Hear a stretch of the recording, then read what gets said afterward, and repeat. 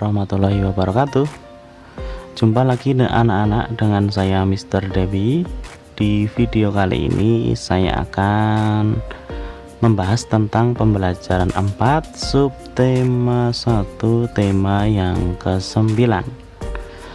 Oke, saya mengingatkan bagi teman-teman yang belum subscribe, segera subscribe dan juga klik loncengnya supaya tidak ketinggalan video-video terbaru dari saya. Oke teman-teman, langsung saja kita lanjutkan ke pembelajaran 4. Kalian buka pembelajaran 4. Di sini ada dua anak ya. Anak yang pertama, anak laki-laki ini bertanya, pada pelajaran yang lalu kita telah mengetahui jenis-jenis sumber daya energi. Kita pun seharusnya semakin tahu dan semakin bijak memanfaatkan sumber daya energi yang ada. Kemudian anak perempuannya berjilbab, benar sekali Benny, kita sebagai warga negara Indonesia memiliki hak dan kewajiban termasuk dalam hal pemanfaatan sumber daya energi. Hendaknya di antara hak dan kewajiban saling dapat dilakukan secara seimbang. Langsung saja kita ke bawahnya ya. Di sini ada sebuah bacaan, hemat energi, hemat biaya. Hemat energi adalah mempergunakan energi yang ada dengan seperlunya saja. Hemat energi adalah mempergunakan energi yang ada dengan seperlunya saja.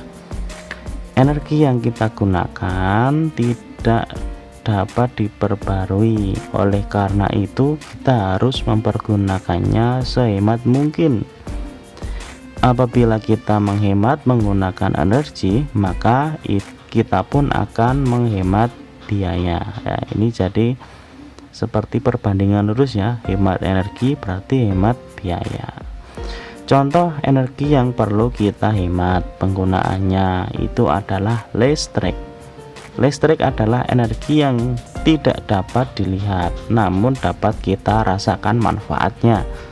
Listrik sangat berpengaruh terhadap kehidupan manusia. Pada saat ini listrik sangat berperan dalam membantu berbagai aktivitas manusia sehari-hari.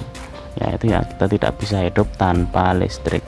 Sekali mati lampu kita langsung pasti ada yang mengeluh ya di status itu, jam segini mati lampu. Nah, itulah manusia kita ya, manusia yang sudah mulai bergantung kehidupannya kepada listrik. Padahal orang zaman dahulu itu nggak pakai listrik bisa hidup juga.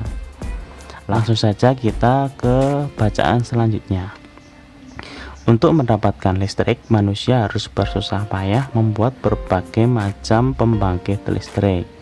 Pembangkit listrik itu contohnya adalah pembangkit listrik tenaga air atau disingkat PLTA, pembangkit listrik tenaga surya,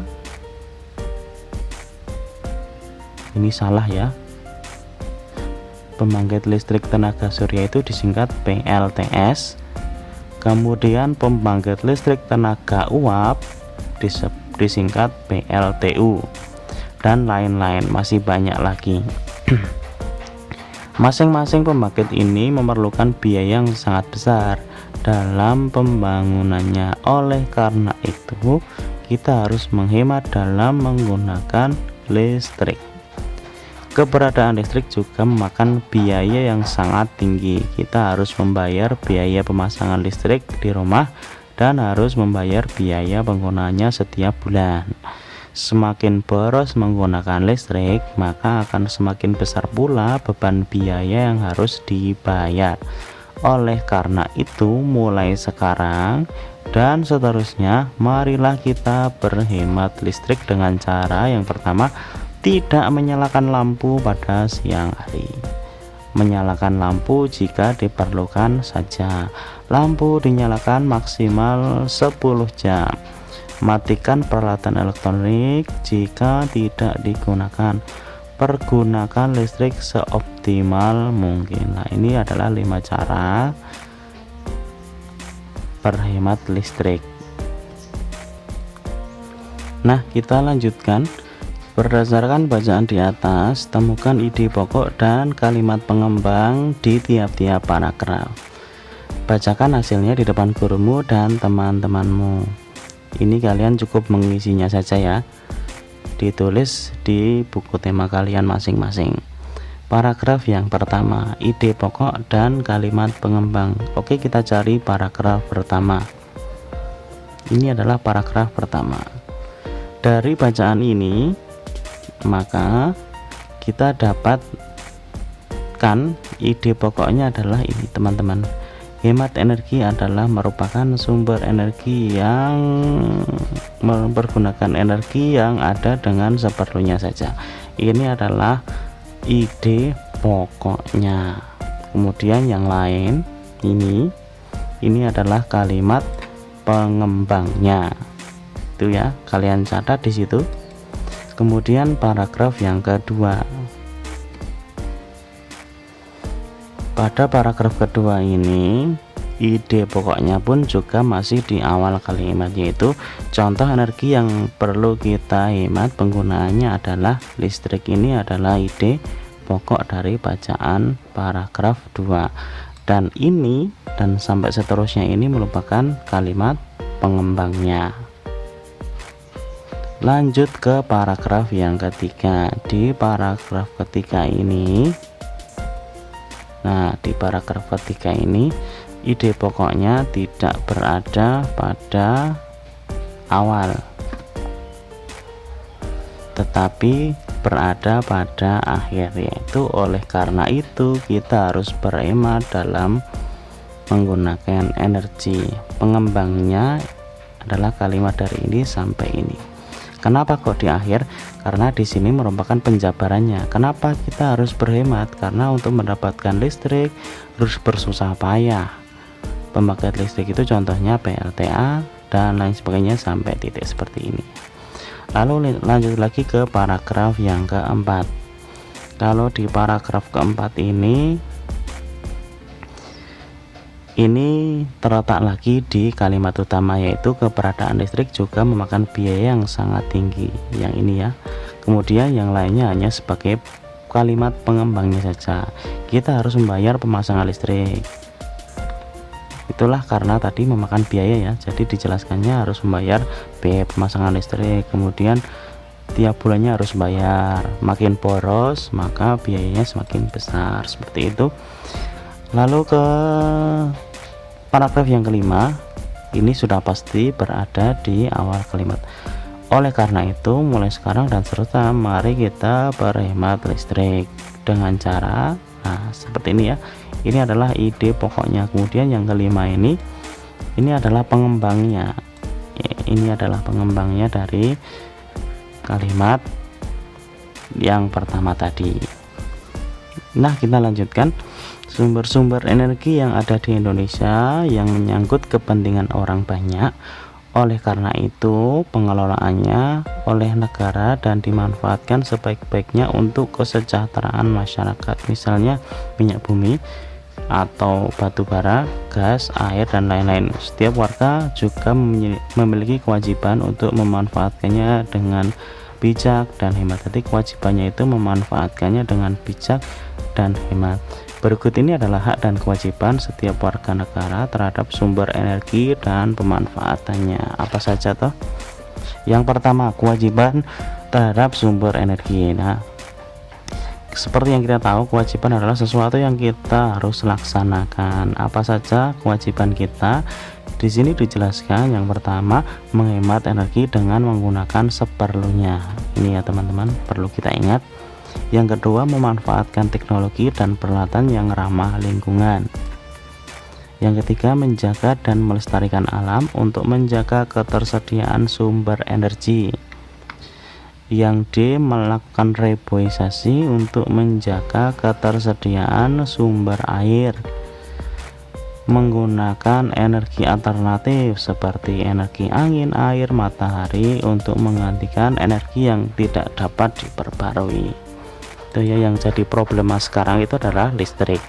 Makanya sekarang ada sebuah alat yang namanya panel surya, itu yang digunakan sebagai energi alternatif pengganti dari listrik, seperti itu, menggunakan energi panasnya matahari. Jadi teman-teman, kalau bisa, kalau kita mampu, karena panel surya itu juga harganya lumayan mahal, kalau bisa kita pun juga mengusahakan untuk menggunakan panel surya. Seperti pemerintah kita sudah mulai menggunakan panel surya ya. Kalau kalian lihat di tiang listrik itu, yang jalan yang menerangi itu, di tiang-tiang listrik itu di atasnya ada sebuah kotak, kemudian ada lampunya. Lah itulah panel suryanya. Jadi sudah tidak ada kabel lagi, tapi menggunakan panel surya. Jadi lebih menghemat anggaran dari masyarakat, dari pemerintah itu. Nah itu, dan yang pasti itu pun juga ramah lingkungan. Jika semua kewajiban kita sudah ditunaikan, maka sudah sepantasnya kita memperoleh hak kita. Hak kita itu hak apa ya? Sesuatu yang harus kita dapatkan. Ya, dari sini setiap orang memiliki hak yang sama untuk menggunakan energi agar dapat menunjang kegiatannya sehari-hari. Hal tertentu, setiap orang pun berhak mengelola energi. Hak mengelola energi diperbolehkan selama tidak merugikan atau melanggar undang-undang yang merugikan orang lain. Kemudian, jadi jika hak dan kewajiban terhadap sumber energi telah dijalankan dengan baik, maka manfaat sumber energi pun dapat kita rasakan dengan baik pula. Selanjutnya, ayo berdiskusi. Di sini bersama temanmu, coba identifikasikan perbuatan orang-orang di sekitarmu berkaitan dengan penggunaan energi dalam kegiatan sehari-hari. Perilaku orang di sekitar kita. Contoh boros energi. Kalian isi ya. Contoh hemat energi. Kalian bisa isi seperti ini. Contoh perilaku boros energi: menghidupkan lampu pada siang hari, tidak mematikan keran walaupun sudah tidak dipakai, menonton televisi sepanjang hari sampai kita ditonton televisi. Kemudian contoh perilaku yang hemat energi: mematikan lampu pada siang hari, mematikan keran air saat tidak dipakai, dan membatasi jam menonton televisi. Lah, cukup 10 menit setiap hari dalam menonton televisi itu sudah cukup sekali teman-teman. Nah, kewajiban kita sebagai manusia tidak hanya pada sumber daya alam saja, namun juga terhadap lingkungan secara keseluruhan. Hal tersebut dikarenakan manusia dan lingkungan memiliki keterkaitan yang sangat erat. Di sini ada ayo membaca. Kalian baca sendiri ya, manusia dan lingkungan. Nanti akan ada hal seru yang kalian dapatkan dari bacaan ini, yang pasti nanti akan menambah pengetahuan kita. Seperti itu. Kemudian ayo berlatih, kemudian ayo bermain peran. Nanti kalian baca di sendiri pada pembelajaran yang lalu tentang bermain peran hak dan kewajiban. Kemudian renungan nanti kalian isi ya. Nah, kalau sudah sampai pada halaman ini berarti pembelajaran kita sudah selesai. Semoga video ini bermanfaat, dan jangan lupa klik like dan juga share ke teman yang lain supaya video ini bisa bermanfaat bagi teman-teman yang lain. Oke teman-teman, nanti di akhir video ini ada pertanyaan, nanti kalian jawab di kolom komentar. Jangan lupa untuk dijawab ya. Sekian dari saya, Mr. Debbie. Wassalamualaikum warahmatullahi wabarakatuh.